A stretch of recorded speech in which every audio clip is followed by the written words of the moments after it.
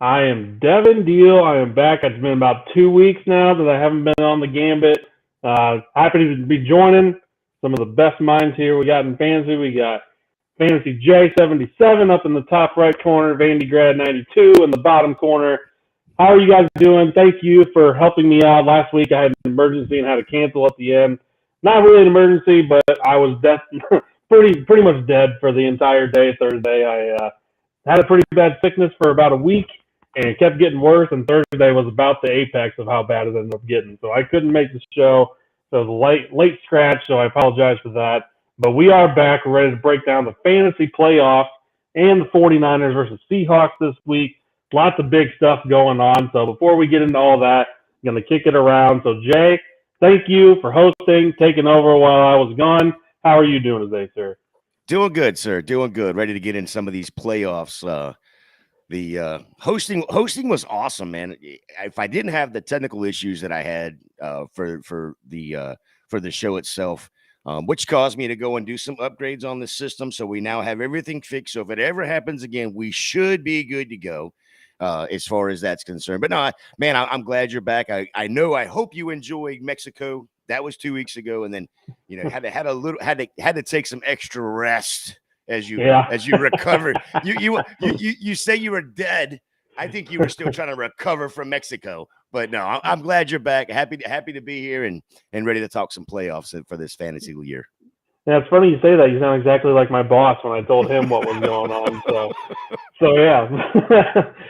Brian, how are you doing today, sir? It's good to see you again as well. Well, thanks, Devin. I'm doing good. Just glad you're feeling better and back on the show. And as Jason said, definitely looking forward to talking some playoff football and another big weekend, including some Saturday football this weekend. So I know we got a couple Saturday weekends coming up. It's going to be pretty nice. And then going into 2023, they're going to actually have Christmas Day games. So you're going to probably be kicking NBA out of their dominance on that day at least. So something to look forward to in the future there. But as I said, we're breaking down tonight's game as well as the fantasy playoffs. So tonight we got the 49ers at the Seahawks. What's everyone's feelings about some of the news and notes we got this week? The fantasy playoffs, as I said, are here. We got tonight's game. Some big noteworthy stuff. Ritter has been named the starter in Atlanta. That's because Mariota is now on IR and having knee surgery, which kind of came out. Yeah, so it kind of came out afterwards. I heard that he had left the team and was out of contact with them and everything like that. So kind of convenient there, I guess. But let's just stick with the Falcons there. So Jay, what's your opinion on Ritter starting there for Atlanta going forward? I'm on the phone. Well, I kind of thought it was funny because I was listening to somebody today and they were saying this exact thing is if it doesn't make that much sense to me because if Ritter wasn't good enough to start in week 7, now that you are literally a game out of the playoffs, being that the NFC South is so bad right now. And I mean, as a Bucs fan, we are so bad and we are leading the division. We're going to be able to host a home game for the playoffs. And, probably going to end up playing. And I'm not saying Tampa, I'm saying anybody that wins the South is going to host this playoff game. And they're going to host a double-digit winning team coming to their house for a playoff game. And it reminds me of a few years ago when Seattle hosted a game, against the Saints. And I just thought that was absolutely insane. A sub 500 team in the playoffs is ridiculous. But, what's crazy is you sit here and you're going to change a quarterback. And I'm not saying Marcus Mariota was the next coming. I mean, he hasn't been coming since he left Oregon, to be quite honest. That was the last time he came and did anything. But you take if you're a 10-year vet, take a running back or whatever, and you're sitting there and you're a game out of the playoffs, and all of a sudden now your coaching staff, your ownership, whatever, is now saying, you know what, we're going to let the kid play to see what we have. Man, you've put all the fight in, and I know the teams aren't that good, but none of the teams are in the division. So why are you're handicapping us? And if he wasn't good enough to start in week 7, he's not good enough to start now. I get what they're trying to do as the concept, but I almost throwing in the towel. And the bad part is they're only a game out. Basically, yeah, I completely agree with that. It's the move you make when you're 3-10, 3-11, whatever at this point. Not which, granted, they're not much better, like you said, but they're only one game out, like you said as well. So definitely kind of shocking to see. I mean, I know you got to see what you have in the kid. You have to determine, what your plans are for the future. But yeah, just kind of confusing move. So Brian, what's your thoughts on the move over to Ritter?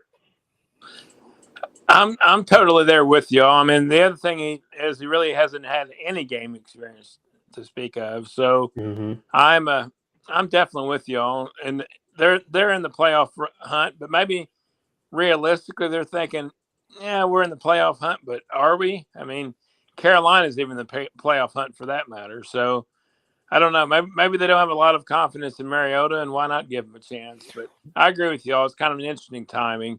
But coming off the bye, it gives a little more intrigue to maybe, hey, we gave him 2 weeks. We saw what we saw. Maybe he picked up more of the game book, and we're pretty late in the season, so he's had 14 weeks already. So I don't know. It's not like Mariota was like burning up the world either. So. Well, no, and I can agree to most of that. The question I would have is, and I'd have to go back and look to see what the scores were. If they were getting blown out in any particular game, which I don't know that Atlanta was actually getting blown out. They were just losing games. But if that's the case, then why didn't you put Ritter in the fourth quarter of any game? Like you said, he's got 0 game experience. Well, that's my big thing. Yeah, why wouldn't you give him a little bit of playing experience along the way? That's my biggest argument against it. Yeah, and especially I mean, the season's kind of pretty much already lost. I mean, I know they're realistically only a game or so out, but they're not going to make noise in the playoffs. I don't think they wanted to be in this position, to be honest with you. I think they were hoping to be a lower seed. That way they'd have a higher draft pick and could do some stuff that way. But the other day, their head coach just ruled out Pitts for the rest of the season anyway. So he's not even coming back. He was only probably going to come back week 18, if that. But they've already ruled him out now for the season. So really, it's, I guess you're just trying to see if there's any magic there at all or see what you can get out of London these last couple of weeks. But, yeah, just, kind of a puzzling move. Seems like you said they're throwing in the towel in the season. So if I was a player on that team, not really sure how I'd feel about that. Probably not too great, but I guess it is what it is. But so moving on from Atlanta, had some old guys making a return, getting signed to a couple teams this week. So T.Y. Hilton out of nowhere getting signed to Dallas, and Cole Beasley back to Buffalo. The big thing here is no OBJ. He was the one who was pretty much making his tour, everything like that, and a lot of conflicting reports out there about his knee and everything like that. A lot of teams don't even think he'd be able to contribute in the regular season. He would only be a playoff thing, and sounds like OBJ now is turning his focus at least to the free agency in 2023. But T.Y. Hilton one kind of came out of nowhere. I mean, I know Dallas was kicking the tires on OBJ, but I thought it was just because of the talent that OBJ is. I didn't think that they were truly in a wide receiver market because, I mean, they got Gallup. Their tight end's doing good, obviously CD. So I was kind of shocked about that one. So, Brian, let's kick it to you this time. What are your thoughts on the T.Y. Hilton to Dallas and Beasley back to Buffalo? Well, I think the key to remember here is that both of these teams are playoff teams. Both of them have relatively young wide receivers. I mean, Buffalo does have Diggs, but then they've got Gabe Davis, young guy. McKenzie, a little older, but he doesn't have any really true playoff experience, not a lot. Then you go over to the Cowboys side of things. CD's relatively young. So you're looking at a lot of young guys that, going into a playoff kind of atmosphere. Maybe you need an older gentleman, an elder statesman that can give you at least how it feels to be in the playoffs, and they can kind of lean off of those guys. You may not get a lot of production, but it's almost like having a coach on the field type thing where you can look back at their experience and they can kind of tell you what to look forward to and what to expect. And it's a totally different game between the playoffs and the regular season. So I think they're good gets. I don't know what kind of production you get, but that's okay. You've got an extra body, and most importantly, you got the playoff experience that you really need. And both of them can make deep playoff runs theoretically. Oh yeah. Yeah, and the Beasley one I think was a little more confusing to me than the TY one, just because McKenzie's been doing really good in the slot for them, which that's where Beasley's going to line up and play. I know he has played there, has rapport with those guys, obviously. So I think if it's more of a depth signing, I don't think he's going to come in and take over the slot role personally. Jay, so what's your thoughts on his potential role there? Is he just more of a spot filler, or a fill-in type guy, or do you think he's actually going to contribute going down the stretch? Yeah, no, I don't think I truly don't think he's going to contribute much anything on the field. And when I say that, I don't think he's going to contribute for fantasy, and I don't think he's going to contribute for real life football either. I think for the Cole Beasley signing, I'm guessing that is like you just said. It's more of a coach on the field, maybe to add a little bit of depth, but that one was a little confusing, especially he got signed to the Bucks on the practice squad, then turned around and asked for his release or whatever. So the Bucks released him. He retired. The T.Y. Hilton though was interesting. They should have done that a week ago because he kills Houston, and they did not look like the Dallas Cowboys when they played Houston, but.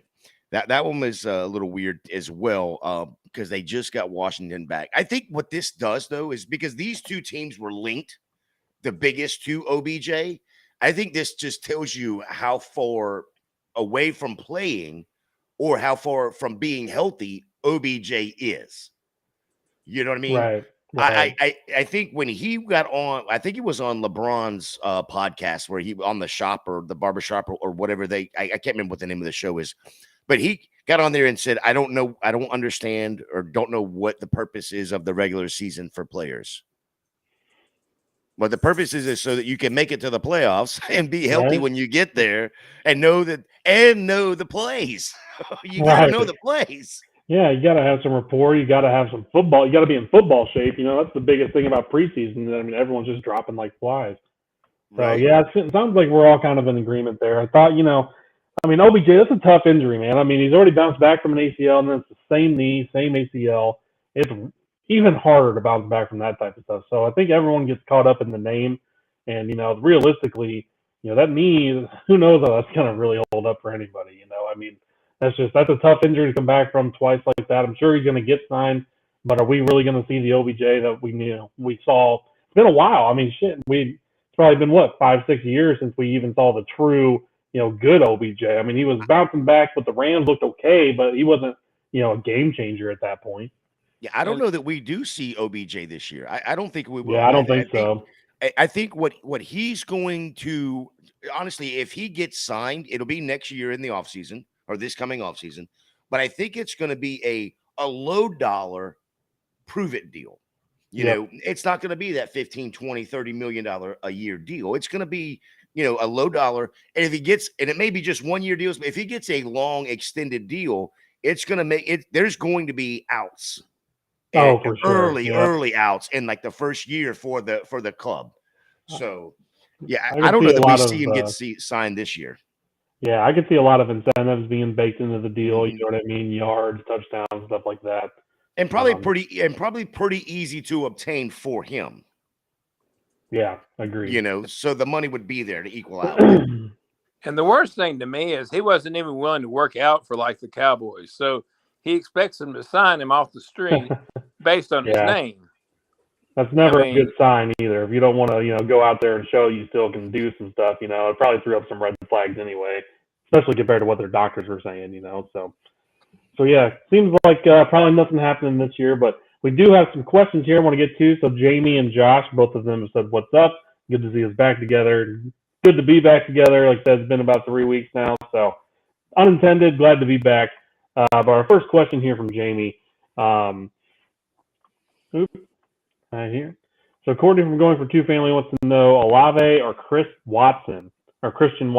For me, I think I'm going to go Olave here. I mean, it's hard to go against Christian Watson, I guess. maybe I'm just being a Bears hater here. But yeah, I'm kind of leaning towards Olave. So what are you guys leaning here towards? I think you have to go Olave, and there's the biggest reason for me is Watkins has done great the last 4 weeks, but that being said, we'll actually preview him later, and I'll even go against my contrarian thought, but the whole thing is he's had 15 catches in 4 weeks, which is good. It's good production, 7 touchdowns. So the question is, can he keep up the 7 touchdowns over 15 catches? Not very likely that you catch a touchdown pass every time you have a reception.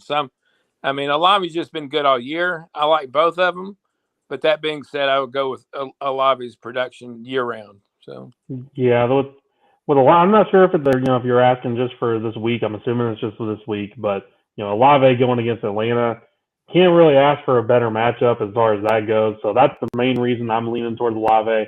I will say Christian Watson has been playing a larger snap percentage role, but they do have Dobbs coming back, stuff like that that could eat into potentially some of that.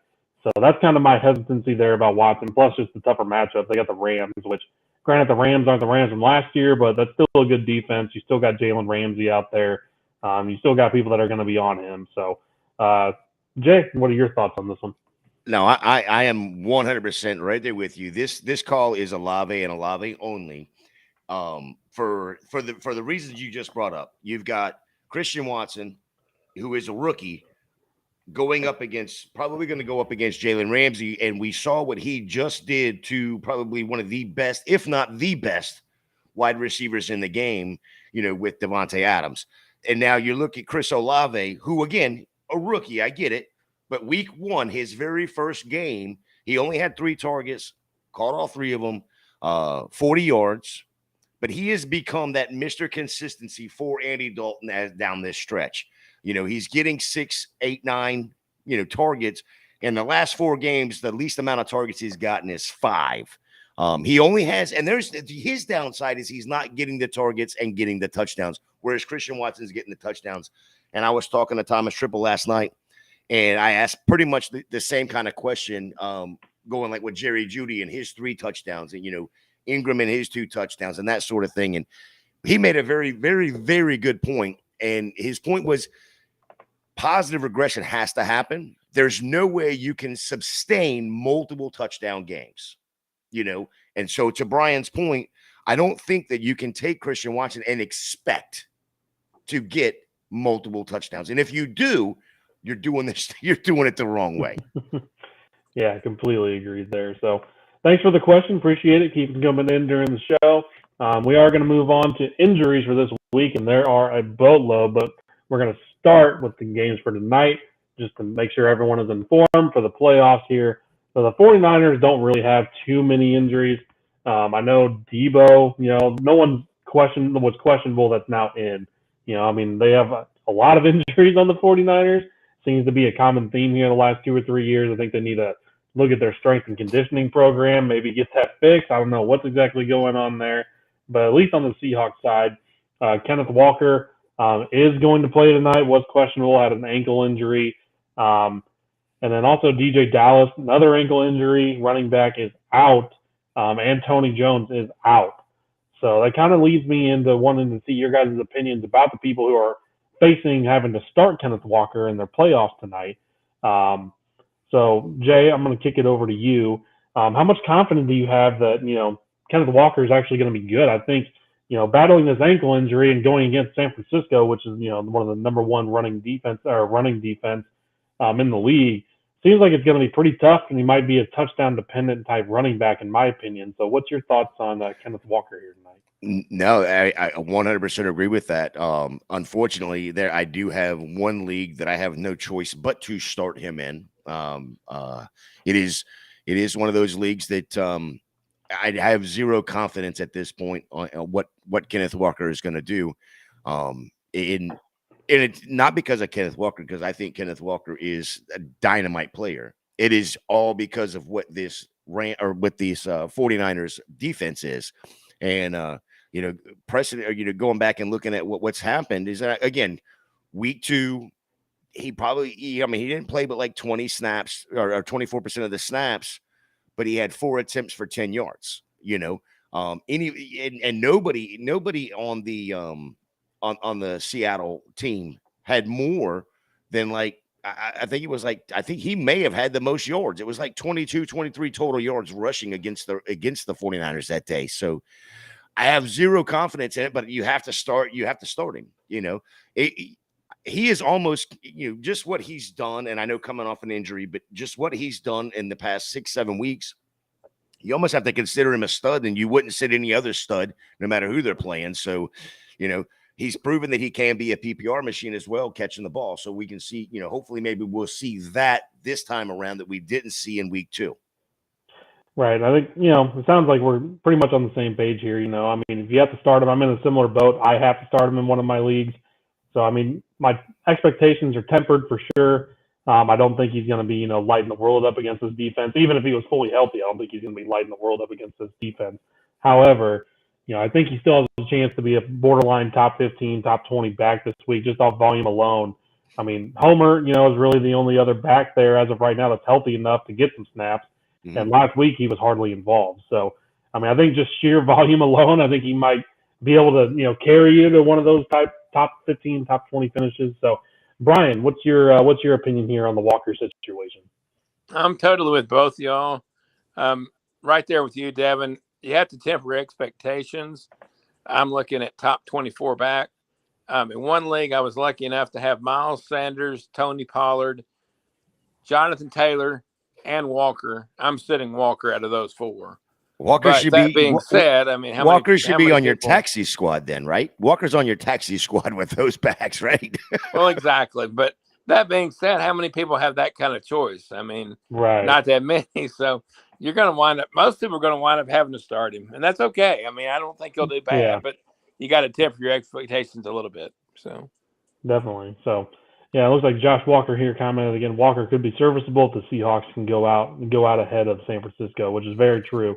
So we'll see what his usage is going to be. Go ahead. I was going to say, speaking of the same thing, and if they're behind and they have to throw the ball and they're throwing screens, PPR points, that's going to make a difference as well. Because Gino has truly enjoyed checking down to Kenneth Walker in the passing game. So.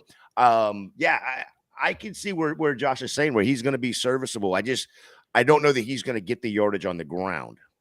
Right. I think also what he's saying here is he'd rather start him and miss than sit him and have him go off on his bench, which that's a lot of the choices you face here in the playoffs. There's a lot of ones that you're not going to be happy with, but you got to roll the dice and be happy that he's in your lineup compared to getting you tons of points when he's not. So.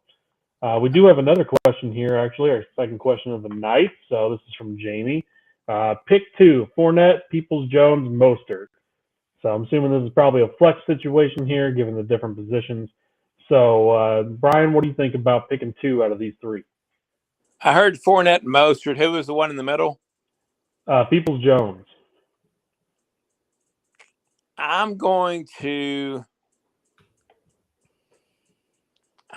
set Fournette, even though it's really hard, because it looks like Jeff Wilson may be out this week, so you're getting Mostert with the full complement of snaps. And with Watson in his 3rd week, even in a tough matchup, I'm okay with Peoples-Jones. So even though it may not be the popular choice, I'll definitely go with the sit there. So, all right, Jay, what are your thoughts on this start-sit question here? I mean, I'm going to sit Fournette as well. I'm definitely if I had to rank out of the 3 who I'm going to start first, it's going to be Donovan Peoples-Jones because it seems like he has a great connection with Deshaun. Yeah, and the reason I'm going to go ahead and start Mostert here is he actually said something the other day.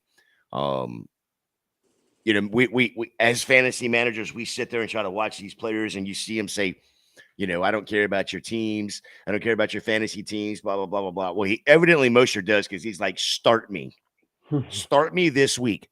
And so, look back a couple years ago when he was in San Francisco, they played in Buffalo. I want to say it was Buffalo, and it was a snow game. And Mostert went off for 200 yards on the ground.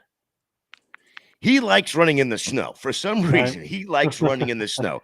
And if he goes off for 150, I would not be surprised to see Buffalo go, Devin Singletary, James Cook, Naheem Hines. Y'all can go away. Hey, Moster. Right. Just for the winter games, though. Just for the winter games. and I'll be honest. To me, it doesn't matter whether it's Mostert or Wilson. But if I anticipate either one of them is going to get the bulk of the work, they're both good, solid plays, I think. So, yeah, I completely agree. That's I'm going to make a 3, all of us on the same page. Peoples Jones. I don't think you can sit him after last week's performance, getting 12 targets, 8 catches, 114 yards with Deshaun Watson, and then Mostert, like you've all said. I mean, he's primed for this game. He's looking forward to it. He's ready to carry the ball and go out with it. So. Yeah, he's going to make that completely all 3 all the way around. So thanks again for the question. Keep them coming. We appreciate it. So as I said, we were getting into injuries. Kind of rounds them out for that game, particularly tonight with the 49ers and Seahawks. But tons of injuries, big names for these fantasy playoffs here. So I'm going to kind of run down a list here. We can all hit on them and talk about them after I name them off, and it'll probably just be easier instead of picking off a handful just to go ahead and go down. So with that being said, Lamar Jackson out again this week versus the Browns. Rondale Moore, Kyler Murray, both placed on season-ending IR. So just continuing to the pain of the Cardinals there. Hayden Hurst, the tight end, is doubtful again. He did not play last week. Cortland Sutton, did not practice this week. He's unlikely to play with a hamstring injury. Corey Davis is in concussion protocol.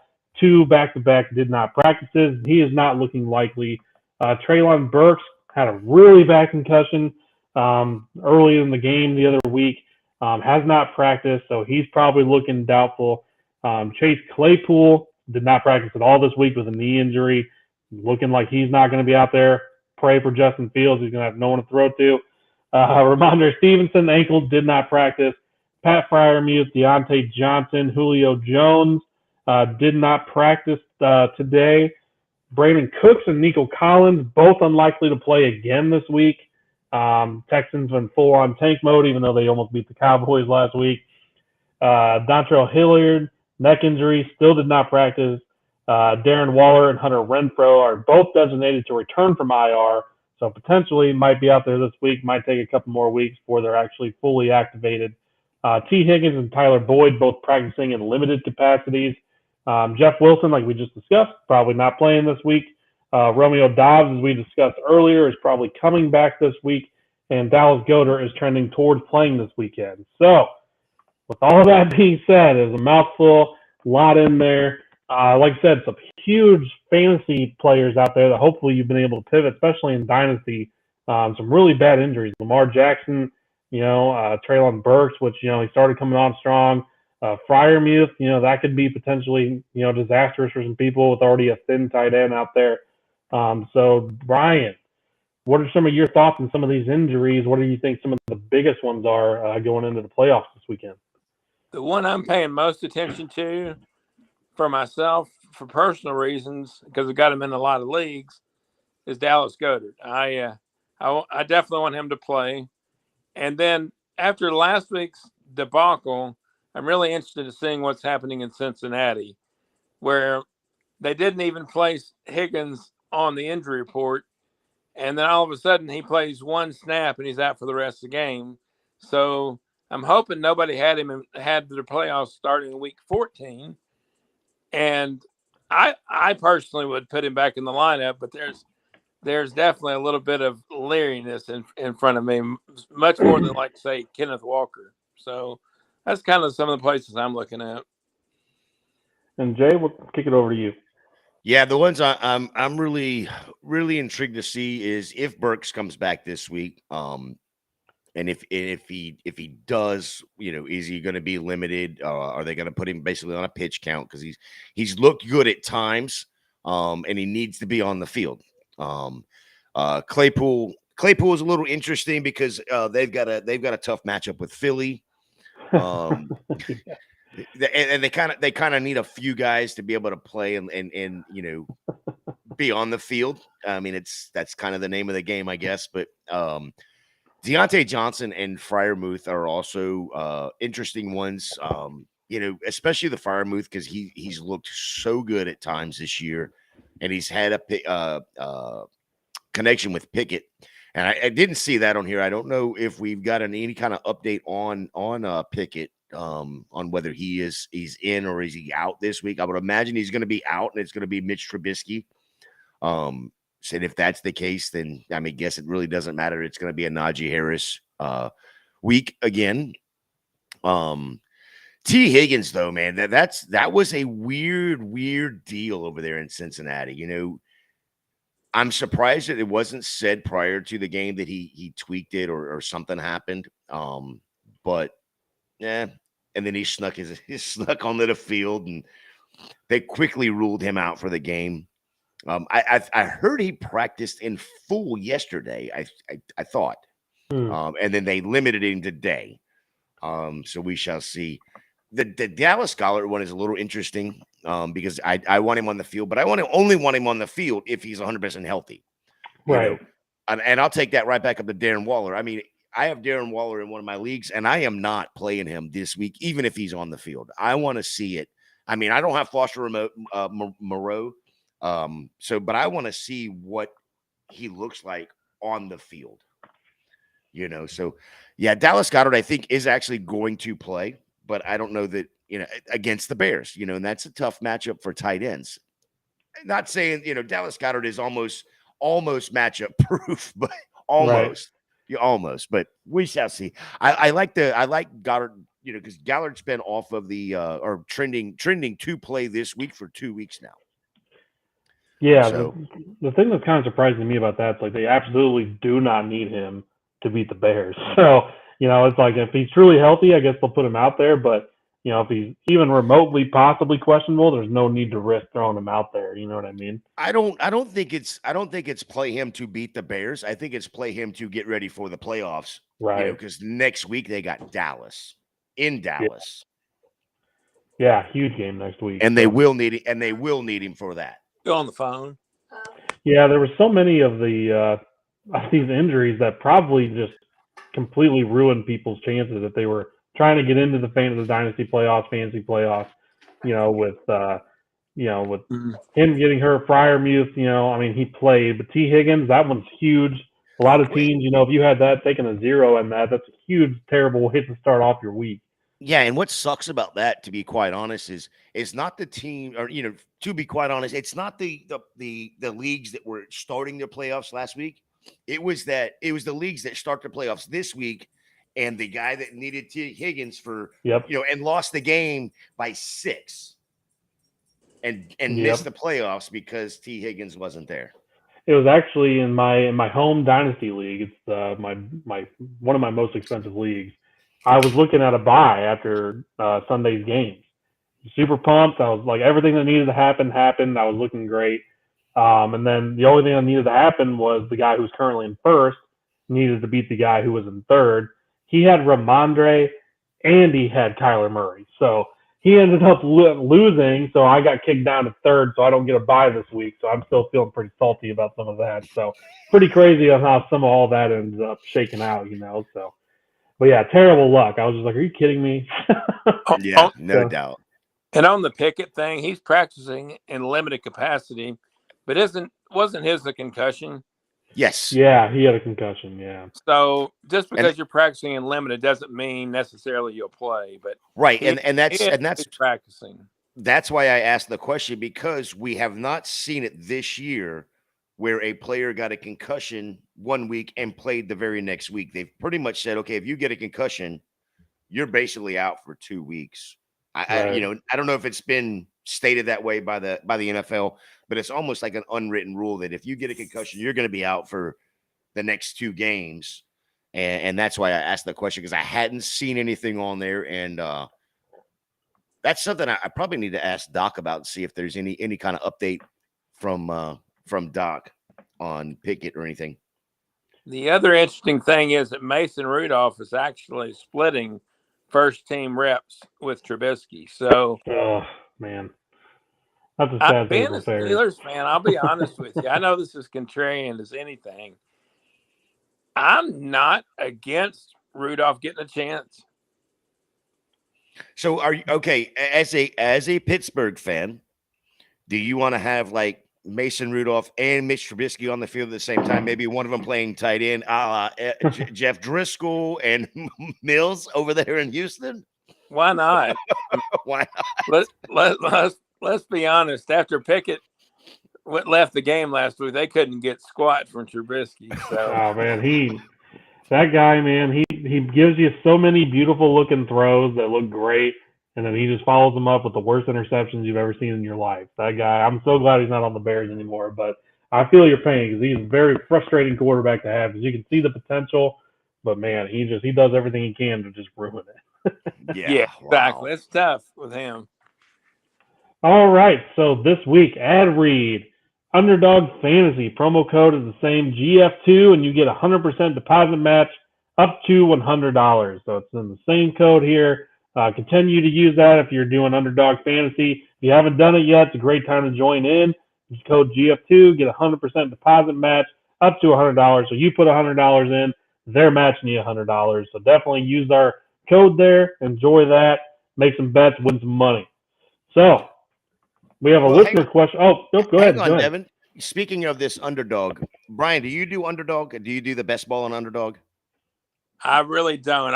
Okay. Next year, I think I will. Devin, do you get on there and do the best ball drafts and all that for Underdog? I did, early in the season, okay. yeah. So for next year, I would like to, if we could get a couple listeners and do like just a, Dynasty Gambit, best ball kind of thing, maybe one or two drafts next year with just the Gambit and get some of the listeners involved in that. So I just thought about that a little while ago. I was like, we need to do one, and then maybe we'll get with I'll have to talk to Jeff on the backside and see if we can't find a hat or something to throw in. Yeah, that sounds like a hell of a time. So yeah, we'll get that going.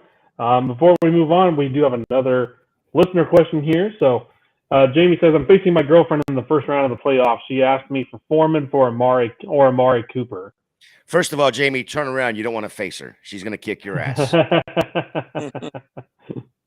what do you think there, Jay? I mean, I think it's Foreman. Amari Cooper has done absolutely garbage with Deshaun Watson. Let me take a quick look at the they're at home and they're playing Baltimore. So yeah, they're gonna get go Foreman. Go Foreman. He's a running back, and they are actually. It seems like Carolina is actually wanting to play to win. Right, the game, right. Because I think they have the better chance because they're playing Tampa in a couple weeks. They have the better chance to actually overtake Tampa. I think they have a better team than, of course, Atlanta. So I would be playing Foreman over Amari Cooper here. I agree with that. They got Brian's Pittsburgh Steelers there, who we were just talking about, have a quarterback dilemma going on this week. Probably not going to be an offensive output here, so I don't think you have to worry about the Steelers getting up to such a big lead to where they're going to have to abandon the run. So I would go with Foreman here as well. So Brian, what about you? What do you think? I'll totally agree with Foreman as well. Carolina has been focusing on the run. Of course, can you blame them with starting quarterback? Hey, Terrence Marshall, No, I'm just kidding. I'm just kidding. So he'll get the volume. So you got to go Foreman. So yeah, that makes it all three of us here, and we do have another submitted user listener question here. So Brian, I'm just going to stick with you here. Who Jamie, is don't you?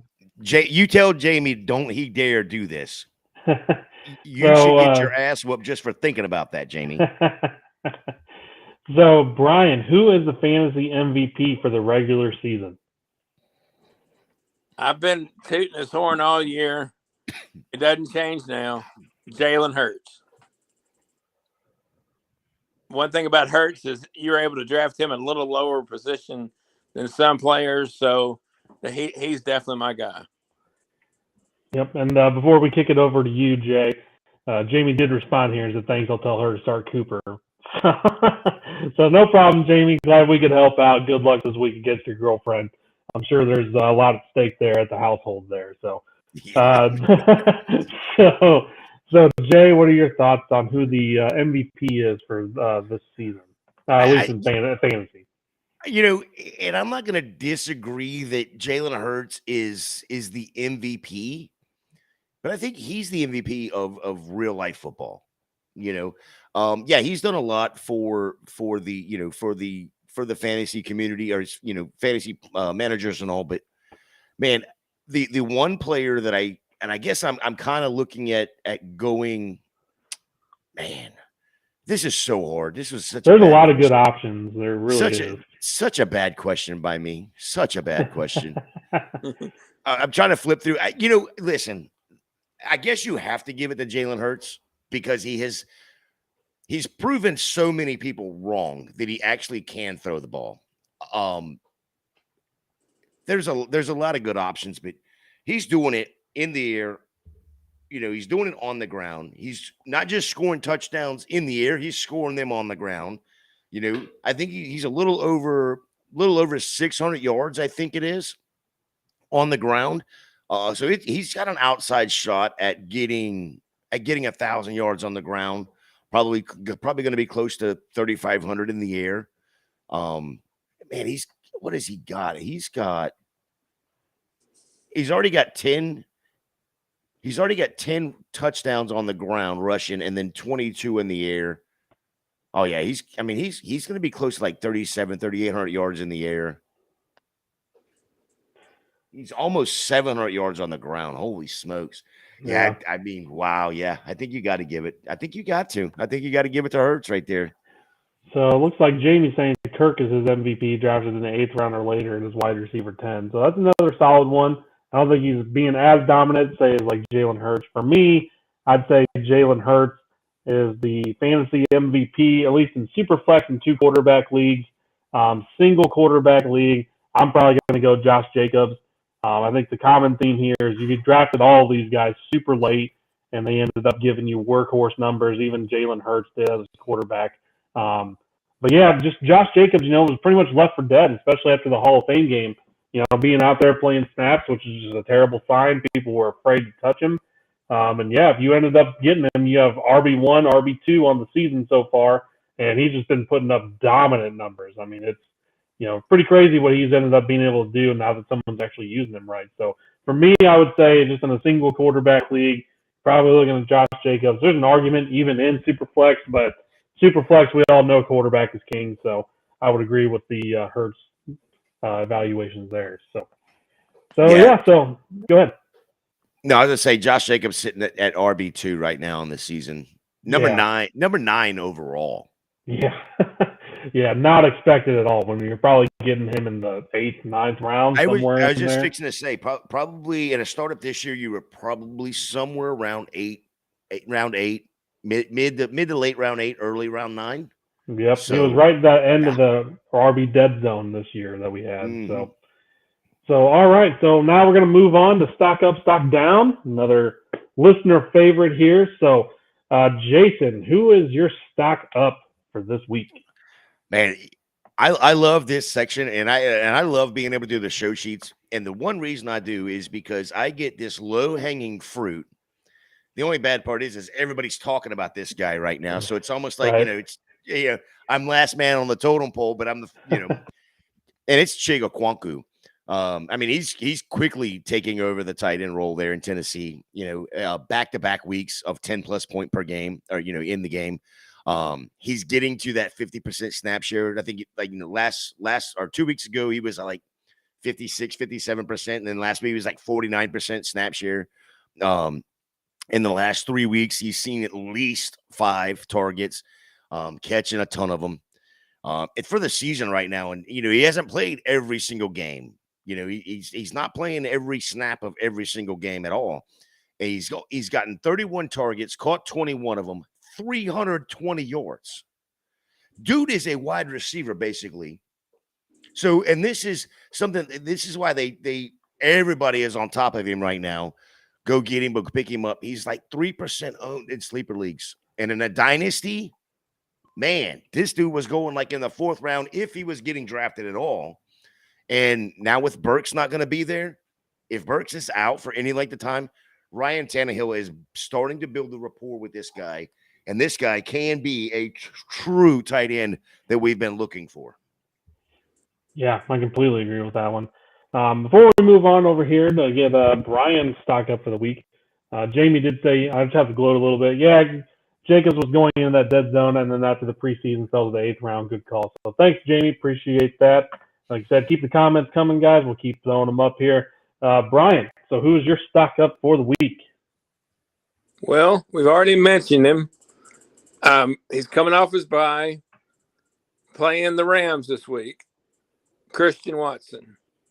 And I know that some of my commentary in regards to maintaining 7 touchdowns over 15 catches it's not doable. But that being said, he'll get it. He has a good chance of getting increased targets, thus increased reception. So to me, we're kind of, in regards to overall production, we're not at his apex. He's got a lot of room for continued improvement, being a rookie. So I'll definitely go with Christian Watson. That's a good one there. And yeah, my stock up for the week is going to be Elijah Moore.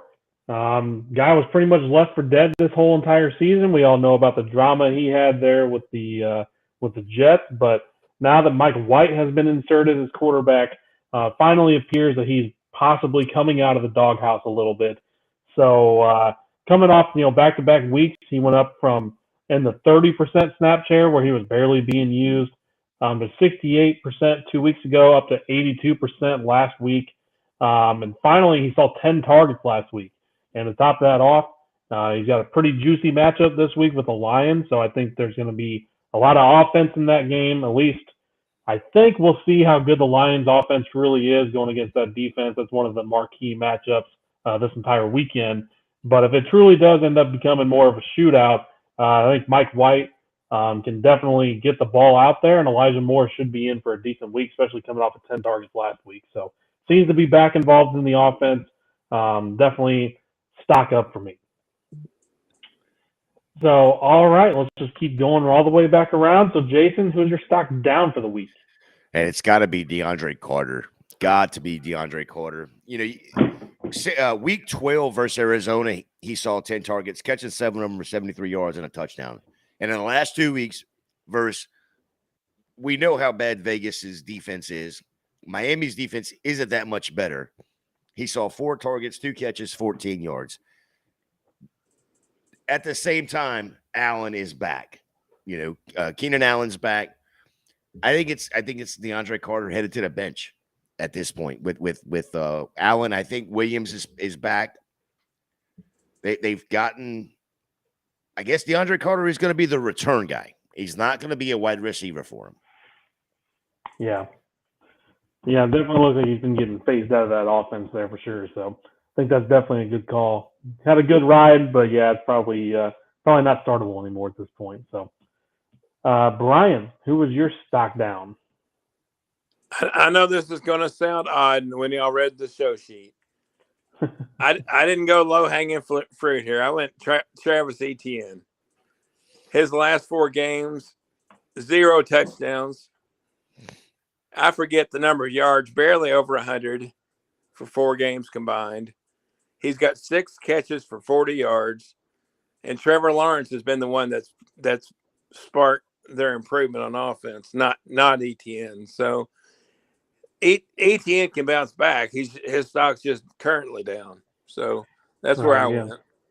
Yeah, I mean, that's the last week. I mean, it's not like he's not getting opportunities. I mean, he had 17 carries last week for 32 yards. So, he had some tough defenses. I mean, Tennessee's pretty good on defense.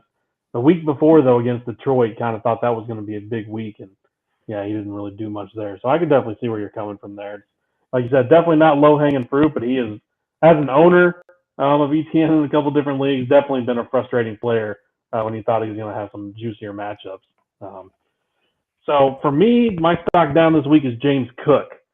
So, I feel like his hype was at an all-time high last week on the waiver wire. He's kind of just been all over the place. Seems like 1 week he's good, the next week he's not. If you go back to week 11, he had 11 carries, 86 yards. awesome. Started looking good, but wasn't too involved in the passing game at that point. Week 12, the following week, he only had 2 carries for 4 yards, so complete bust that week. Week 13, which was basically his breakout week where everyone was claiming him on waivers, making trades, putting him in the starting lineup. Everyone was saying start James Cook after he came up 14 carries, 64 yards, and then 6 catches for 41 yards. Everyone kind of thought he arrived. Being one of the top waiver wire pickups, like I said, as of last week, follows that up with 4 rushes for 6 yards, 1 catch for 9 yards last week. So pretty disappointing. I just don't think you can start him and have any faith. You don't really know what you're going to get. Really frustrating type player to own, especially for people who drafted them in Dynasty this year, thinking they were going to get a lot more production than what they've gotten. But yeah, he's my stock down for the week, just basically for how much everyone was wanting to start him last week. So Yeah. that does it. Oh, go ahead.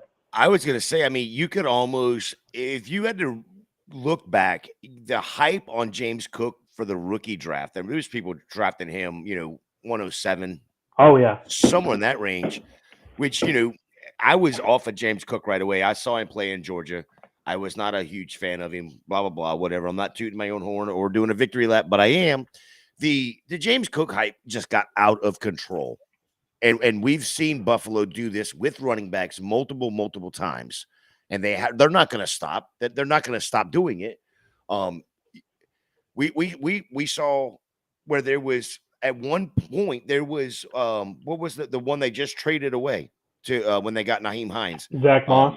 Yeah, there was a Zach Moss week that was very, very similar to this James Cook week that everybody's like, oh, we got to have Zach Moss.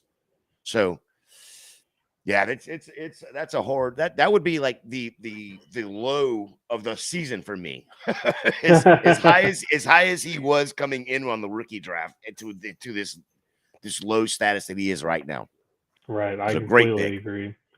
All right. So with that being said, that wraps up, stock down. So we're going to go a little more focused into tonight's game, do some parlay bets, give you our thoughts on who wins tonight. So with that being said, Brian, what is your score tonight for this 49ers Seahawks matchup? From memory, I know I like San Francisco, and I believe it was you did 4-20. That's correct. You're right. So I want to say the over/under was 41.5. So I'm going the over, and the spread is -3.5. San Francisco.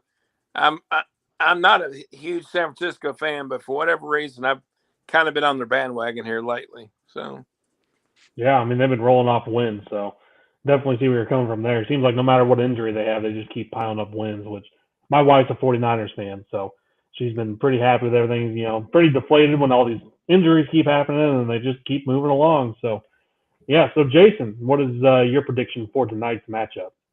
Well, real quick, I'm actually sitting here looking at the DraftKings Sportsbook right now, and anybody that's out there that's even thinking about placing anything on this, they are actually giving you a boost right now. Christian McCaffrey to score a touchdown is boosted right now. So anytime touchdown? Yeah, that's what it looks like. Just to score a touchdown. So yeah, that's easy money. Yeah, go add that to any parlay right away. I just saw that flash up and I was like, holy crap. All you do is click the opt-in button on that. So that's a nice little bonus right there. So get some boosted money. I'm taking the 49ers 24-17. This is going to be in my opinion, is going to be a huge defensive game on both sides of the ball. You're missing a few key players with the 49ers. They got the better defense. I'm just leaning more 49ers here. We did see a lot of Brock Purdy. I saw something special out of him last week. I watched a good bit of that game against Tampa, being a Bucs fan.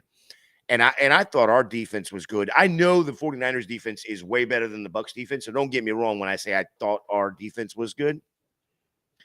But for them to throw up the amount of points that they did, I think they threw up like 30, 34, 35, maybe it was in the first half. I was like, what do we? I mean, wait, hang on a second. Did our players get lost? Wait, I know what it was. Tampa Bay Buccaneers defense was out on the search party for Jalen Waddle in California. They were just at the wrong part of California. All right. But yeah, so yeah, I'm taking the 49ers 24-17 tonight. And again, I'm going to make it all three of us. I'm going 49ers. We all put 24 points on the Niners, and I'm going 23 for the Seahawks. I think it's going to come down to a late game, so I think it's going to be a tight one. We'll see what ends up happening. But good game overall. Still going with the 49ers. So with that being said, it's time for the Chrome Dome parlays of the night. So as I've said, I'm not really in a state that allows this to happen. It's not one of my strong suits, so I'm going to leave it here to our resident experts here. So Jason, I'm going to kick it off to you. What parlays do you fancy for tonight? Well, I'm adding this Christian McCaffrey boost to mine as well. But you got I don't see how you can't. Yeah, I'm taking overs right now, and this is normally I'll try to throw an under in there. I don't like to run overs all the time, but I mean Kittle at 3.5 receptions just seems criminal. I think they're giving you free money right there. So I'm taking the over on 3.5 receptions. I mean, he's only got to get 4. Hell, he can do that in a quarter. I know he doesn't have a great quarterback back there, but that's easy money for me. Christian McCaffrey. I think this is going to be a rough rushing game, but I'm taking over on 39.5 receiving yards. He could do it in one reception. And then the one that I normally don't mess with, and I know this is going for 2. We don't deal with kickers, but I think it's going to be a low-scoring game, and kickers are going to matter tonight. And I'm taking Meyer and Gold, both of them, over 1.5. So all I need is 4 field goals, 2 of them, 2 each. Give me that. So I'm taking Kittle over 3.5 receptions, CMC over 39.5 receiving yards, both kickers to kick 2 field goals, and I'm boosting it with Christian McCaffrey scoring a touchdown, and that touchdown is coming on a receiver, or is coming on a pass catch, by the way. Oh, nice. There you go. So, Brian, what are some of your favorite parlays for tonight? First of all, I want to back up Jason's. I've got a couple that I totally agree with in regards to the 39.5 receiving yards and the anytime touchdown. Definitely those props I would go. But I'm going to go the under on McCaffrey's rushing yards, which was 80 some odd. It seems a little high to me. Yeah, I think it's 80 points. I'm on it right now. Let me just pull it while we're talking. Christian McCaffrey right now is 80.5 rushing. So I'm going to under on that. I'm going the under on Geno Smith passing yards at 242.5. I think he'll have a pretty good game. But that being said, San Francisco's got a stout defense. So he's been over the number 5 games in a row. But eventually that streak's going to end, and I think that's tonight against the 49ers. My other 2, I like Brandon Ayuk over 50.5, I think it is, receiving yards. And even though I'm going Geno under the yardage, I'm going to go DK over 64.5 yards. So those are my 4. So when you put yours on the sheet, it was you had Ayuk at 52.5 receiving yards. That line has actually moved to 53.5 receiving yards. And who was the other? Metcalf? Metcalf is 64.5 is what was on the sheet whenever you put it in, and is now sitting at 65.5. I'm okay with the slight bump. I'd still go over on both. Okay. All right. Then I got a question for you, because we've talked about this throughout the night and not wanting to start Kenneth Walker or, tampering expectations. Over under on 50.5 rushing yards for Kenneth Walker. Oof, that's tough. That number just seems like a sucker. It wants you to take the over. It does, but you can't do it. I didn't see a number prior to coming on for that. And I love Kenneth Walker because next year in my league of record, I get to keep him as a seventh rounder. So I'm you thief. I love him, but I'm going to say under. For whatever reason, I've also got the 49ers defense. So I'm playing the 49ers defense tonight, sitting Walker. So I'm going to say under. Yeah, I'm thinking you if you're going to take that line, you have to take the under. I don't think you can take the over at all. And if you do, you're just wasting money. That's what it feels like to me. I just encourage people to stay away from it. Don't bet either side. So yeah, looks like those are a lot of good parlays we got lined up for you here. So I appreciate you guys. You do all the heavy lifting on that one. Try to contribute, but I just, I'm not really my area of expertise there. So all right. Oh, go ahead. We've just all been missing Megan. I don't know where she went to. Right. She won all that money on that first parlay and was like, okay, I'm out. It must be. All right. And speaking of I'm out, we're out of here. So we're going to go ahead and give a little round table here, kick it off to everybody, let them know what's going on. So, Brian, I'll start with you. Go ahead and let people know what's going on. Well, you can always reach me on Twitter at Vandergrad92. Kind of sidestepped DFS deep dive for now. It's a short table, though. And then for the weekend on Sunday from 10 to 11:30, for frequency's sake, I'll be on that main show doing DFS work there. So, like I said, got a lot of work going on. You can always reach me at Vandergrad92. All righty, and Jay, let's kick it up to you. Yeah, you can see me over there on the Twitter box, of course, at FantasyJ77. Spell out the J, J-A-Y. You can find me Wednesday nights over on Fantasy Intervention. I'm gonna try to talk these guys into doing some best ball stuff this offseason. I'm gonna try to get them to give away some of their money to you guys. See if we can't get some interaction with some of the fans. I think that would be cool for us to do. Yeah, you can find us over in the Discord, man. It's free. Come join us over there. Goingfor2.com. Right at the bottom, there's a little link for the Discord. Click on that. Come on in.